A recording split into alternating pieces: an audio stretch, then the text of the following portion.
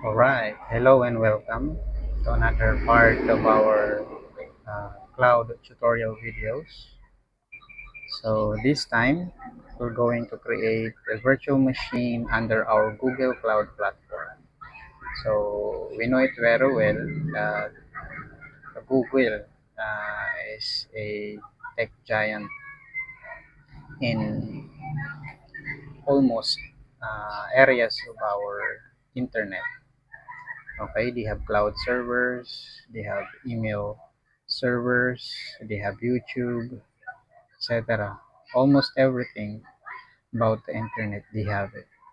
But did you know that Google also offers Google Cloud Computing? It has a bunch of cloud solutions like for hosting applications, using Firebase, or even hosting your own Linux virtual server. So in that case, or on that note, we'll be creating a virtual machine dedicated for hosting our web app. So for a use case, I have actually created a website or a web server for this particular website. It's called OneFi.online. This is actually a monitoring system for uh, coin operated hotspot service here in the Philippines. So it has also a SSL security encryption. Uh,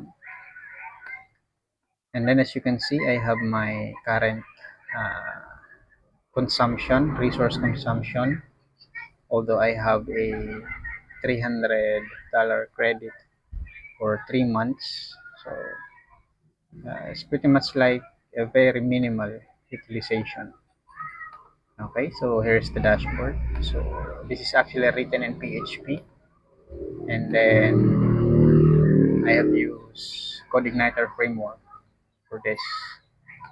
So for today's video, we're going to create a virtual machine that can run or that can host this particular website or web app. So without further ado, let's get into it. So first, you need to go to Compute Engine functionality, or yes, functionality under your Google Cloud platform. So under the Compute Engine, you have these particular options or settings. So for this time, since we're going to create a Linux instance or a Linux virtual machine, let's try to create instance. Okay. So actually in Google, you're entitled for the free tier section or the free tier setup, as long as you set up your servers, your resources under the free tier, what do you call this, under the free tier restrictions. Okay, so for this example, we're going to create a server, a lump stack server uh, inside US region. Okay, so we'll create uh, lump, sorry, lump dash US.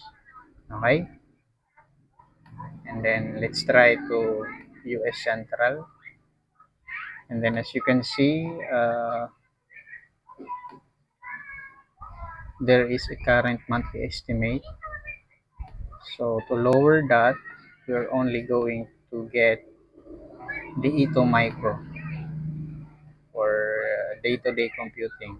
So as you can see, when I have selected the Ito Micro, it actually decrease the monthly estimate consumptions. Okay, so let's try the other settings. So this is for the machine configuration. Now let's try to configure the OS. So you can actually choose from the different options You can use Debian. You can use, I think there's also Ubuntu. Yes, there's an Ubuntu. So in my case, I prefer to use Debian Bullseye because I will be setting up PHP 7.4 because that is the most compatible version of PHP for the CodeIgniter 3.11. Okay, so under the boot disk type, just select the standard persistent disk since we are planning to set this up under the free tier. Okay, so 10 gigabytes, you can actually provision between 10 to 3,700 gigabytes. So for this time, let's try 10. So I think 10 is enough. Okay, select. So LAMP US, standard persistent disk, 10 gigabytes, Debian Linux Bullseye. So for networking, so since this is a web server, you just have to allow HTTP and HTTPS traffic. The non-encrypted and the encrypted HTTP traffic. Well, that is for Apache. So 6.51 monthly average consumption. So for the observability, just leave it as it is. Okay. And then I think you can actually, well, yes. So that is the settings. So monthly estimate, we have 6.5. So this is 50% lower than the lowest offering from DigitalOcean and Vultr and Linode, guess in my experience. Okay, so if you're good with that, so let's create the machine. So it would take time. Okay, it would take some time to provision your uh, server. So take note also that I have running a webmin server. This is a lamp stack. This webmin is actually for this one. Okay, so just reload. It happens. It happens every time. So now we have our server Debian 11. So right now we're just actually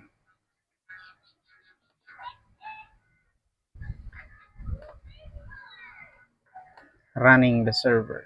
So there is a fresh clean installation of Debian 11 Bullseye of our server.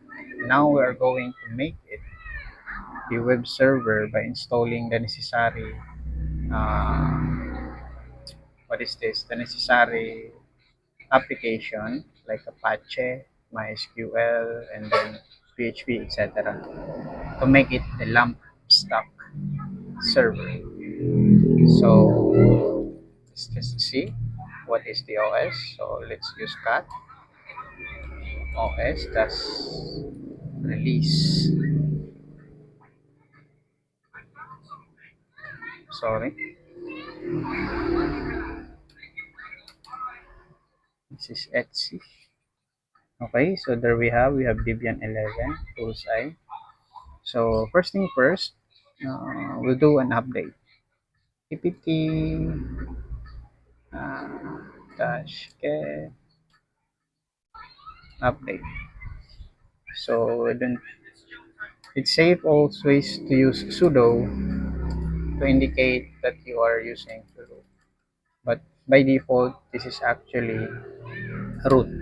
The terminal, the in-browser terminal is actually by default root.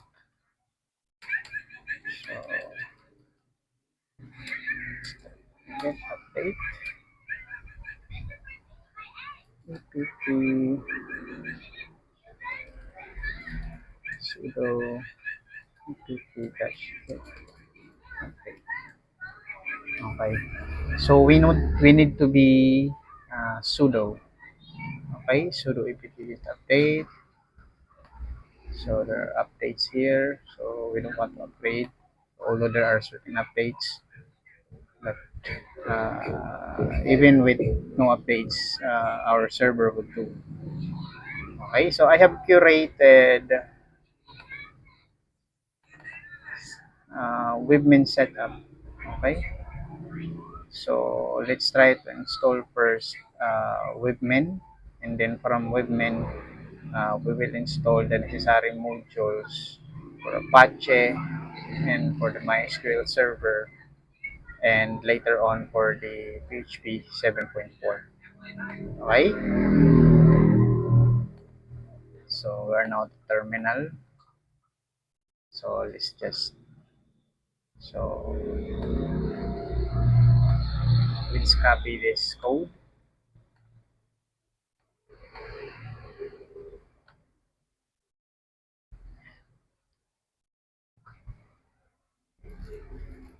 Okay, so this is the Webmin modules, Webmin application package, so that we can actually access our web server via web browser. Okay, let us install also curl.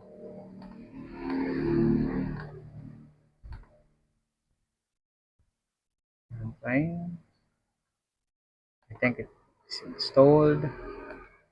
So let's now get the standard Debian package for the Webmin. So after downloading, use this command to install. Okay, so it's now installing. So the beauty of having Webmin is that all your setup, all your uh, transactions could be done using the web. Although you have some options. Okay, so by default, the Webmin port is 10,000. So we can now actually access our server without the S, using the standard protocol for the HTTP or hypertext markup protocol. So external IP. So where can we get this external IP? So going back to our uh, Google Cloud platform, just select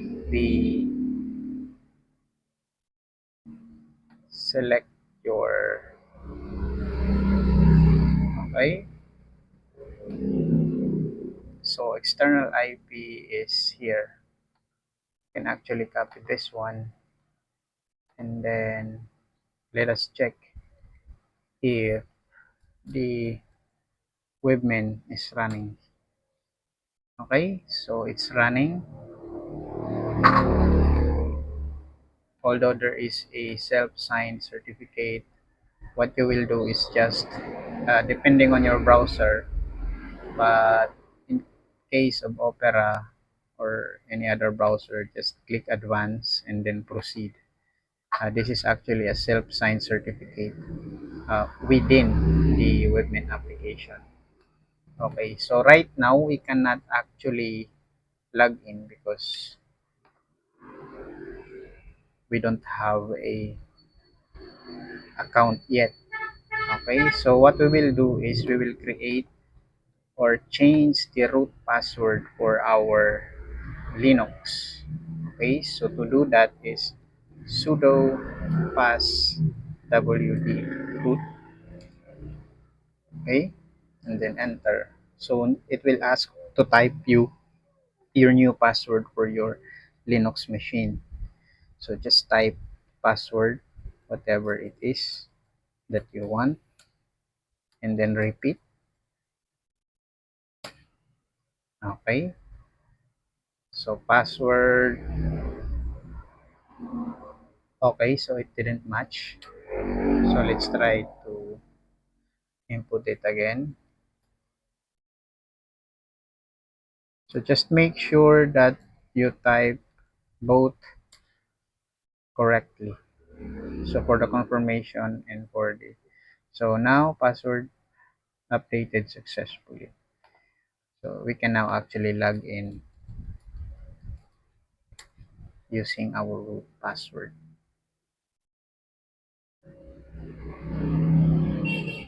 And voila, you have now your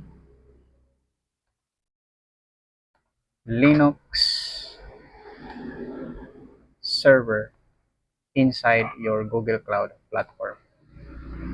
Okay, so as you can see, there is utilization. So real memory is 42%. So that's the beauty of having installed Webmin. So although our for the free tier we have a limited space, only 10 gigs of storage, and then for the memory for standard day-to-day web server with low traffic, this would actually do. And then you are also you can also access the CPU information. So you have Intel Xeon 2.2 2 cores. Okay, so there are actually a bunch of updates. So it's up to you if you want to update, but there are certain types of updates that consumes the storage left, just like for the Google standard CLI package. For so in my case, I prefer not to update unless it is a Debian. Okay, so as long as it is running, so you can actually you don't have to actually update. And then let's copy this one if we actually. So our server is not yet a server. Okay,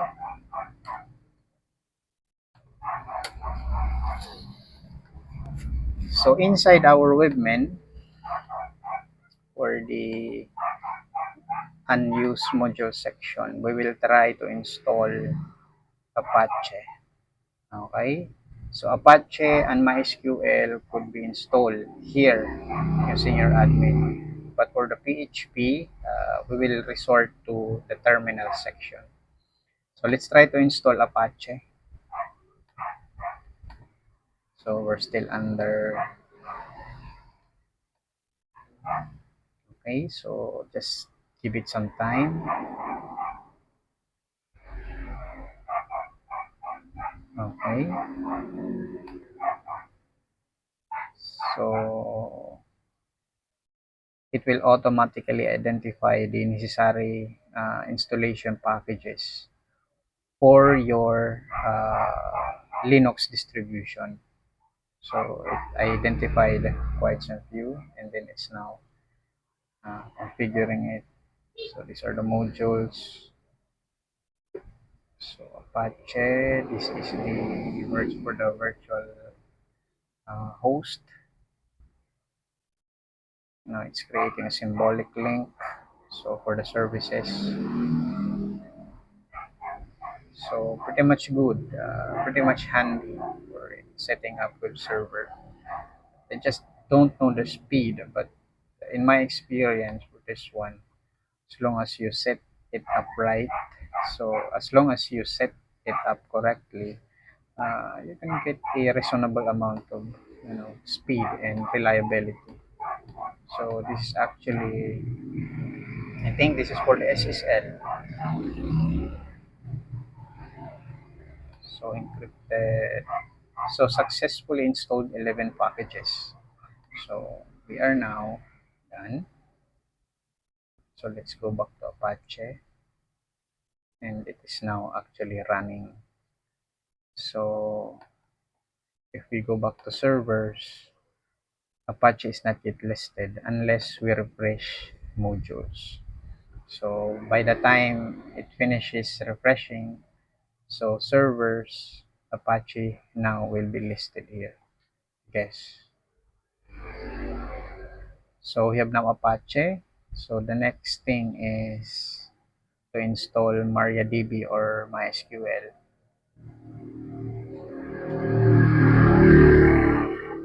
Okay, let's just wait. It's loading.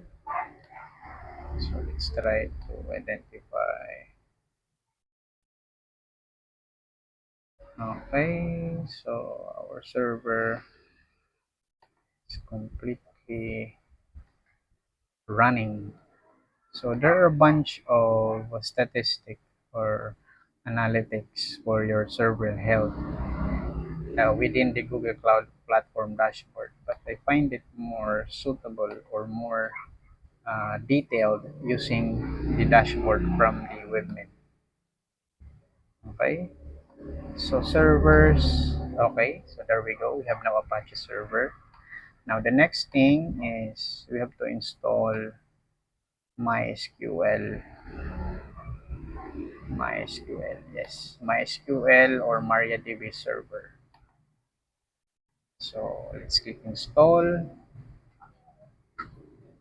Well, you have the option to install from the terminal, but since we have webmin, so to minimize the error of installing a correct package for your Linux distribution, so better stick or better rely on webmin because that is what is made for. Okay, so there are a bunch of libraries and modules. Okay, so MySQL.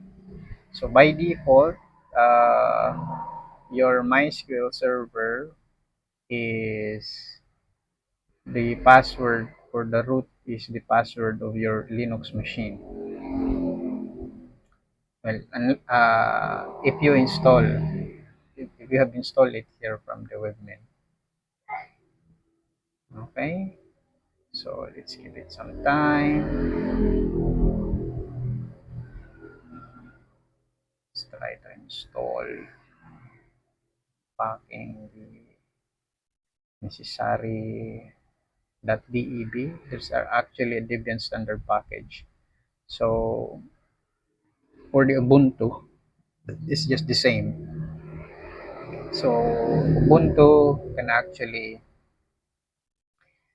read the DEB for the Debian standard package because Ubuntu is just a heavily flavored Debian distribution. So better stick with the untouched platform or like the base platform or the base Linux platform. Ubuntu, Linux Lite, Linux Mint, those are all Debian based Linux. So it's now starting. Let's just wait. Yeah.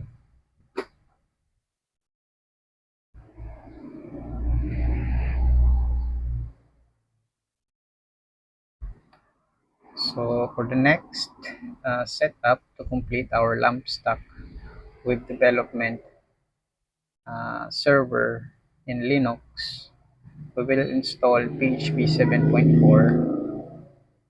Now, we'll at least using this, what is this? Using this command. Okay, so processing, so it will take some time. So then there you go. Successfully installed 35 packages. For the Apache, we have like 11. So for the MySQL, for MariaDB, we have 35. So quite a bunch of modules and packages. Okay, so let's take, oops, changes. So let's try to wait until the process is finished. So we have now my goal is, since I have set up this LAMP stock server under US, I'm expecting this that I won't be charged for this because I set up the server configuration under the free tier restriction. Okay, so the E2 micro from the zone, from the region, from the what is this storage. So all of those bunch are within the range or within the bracket of free tier section. So it's now done. So all those servers is not yet reflecting the MySQL server. So what we need to do is we have to refresh the modules again for the MySQL server to be listed under the server menu. Okay, let's wait again. That's the least we could do. Just wait. So take note of the whole process. Okay, so I can set up in less than 1 hour the entire working server by just using the web browser. Okay, so as you can see, we have publicly accessed the our server using the webmail. So there you go. We have Apache Web Server, MySQL Web Server.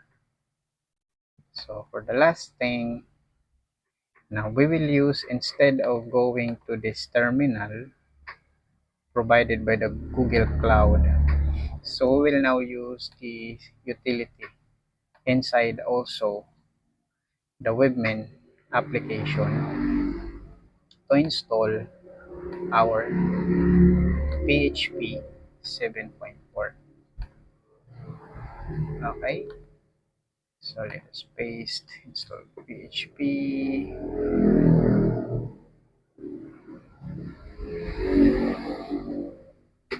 7.4 modes available. So these are all actually for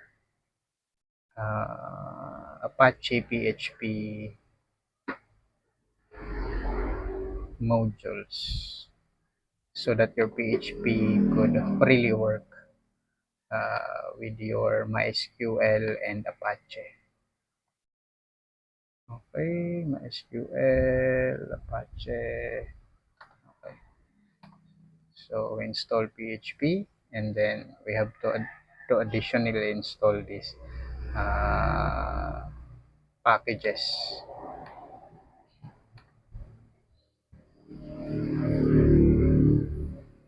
So I choose PHP 7.4 because like I said, that's the most compatible uh, version of PHP for the CodeIgniter framework, not the 4.0 but for the 3.11 legacy version.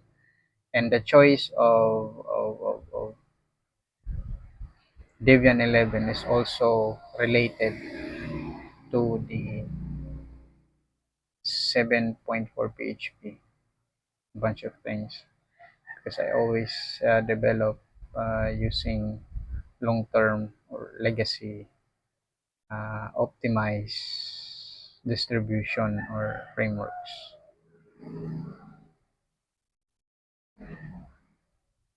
So I guess PHP is now 87%, Apache enable 7.4. So it is actually now pre-configuring everything. So Apache invoke. So as you can see, it is quite doing its thing. So it automatically identifies what distribution and what servers.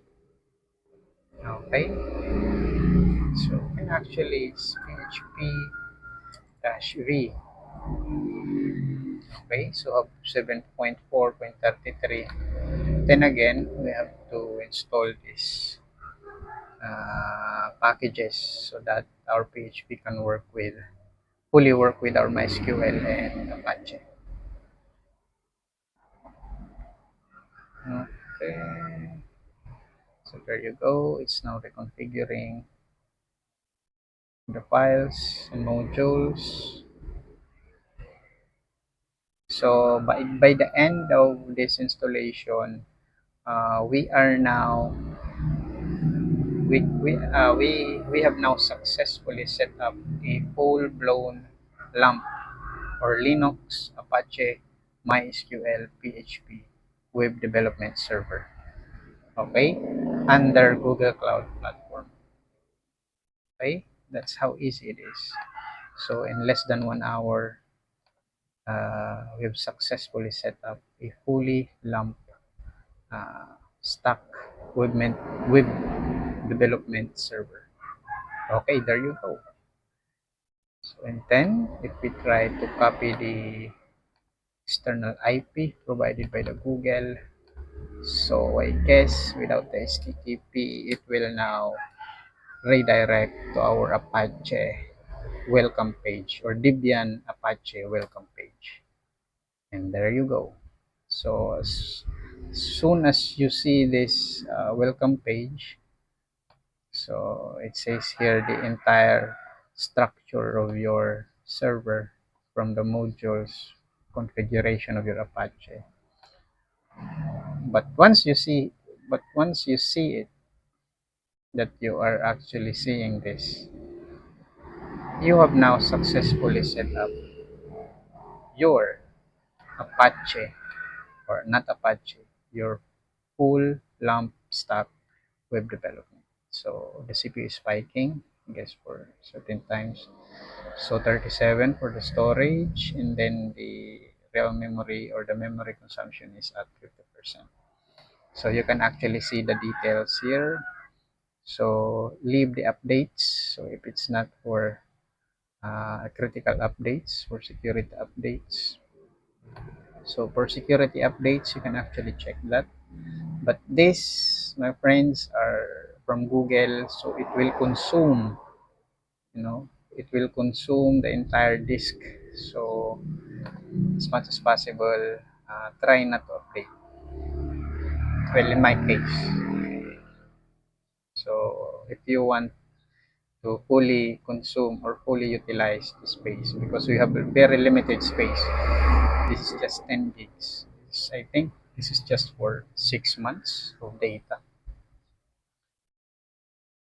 for your MySQL. For, well, I guess in my case, I have pre-computed. So if the server load is writing here and there back and forth to your MySQL database server, so it would take up 6 months to fully consume the space. So I guess, yeah, and we're done. So see you for the next video.